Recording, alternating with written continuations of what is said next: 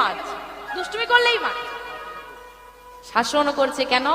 শাসন সেই করে যে ভালো বাসে, শাসন সেই করতে পারে যে তোমাকে আপন ভাবে। ওগো ভগবান তোমাকে দুঃখ দিচ্ছে মানে কি বুঝে নাও, সে আমাকে আপন করে নিয়েছে, আপন করেছে বলে তো শাসন করতে পারছে।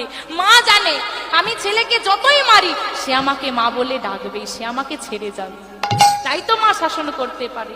মা জানে আমি ওকে শাসন করতে পারি, মারতে পারি, হয়তো আঘাত লাগবে, একটু পরে গিয়ে আমি ওই আঘাতের জায়গাটায় হাত বোলাবো। মা জানে আমি ছেলেটাকে যতই মারি, ছেলেটা যদি হোঁচট খেয়ে রাস্তায় পড়ে যায় সবার আগে আমি গিয়ে তাকে তুলে ধরবো। তাই ভগবানও জানে আমি আমার ভক্তকে যতই পরীক্ষা করি সব দুঃখ থেকে আমি তাকে রক্ষা করি, তাই সে পরীক্ষা করে আপন ভাবে বলে। তাই যদি ভগবান তোমাকে পরীক্ষা করে কষ্ট দেয়, কোনোদিন বলো না হে ভগবান তুমি ভালো নয়, কষ্ট দিয়েছো কেন।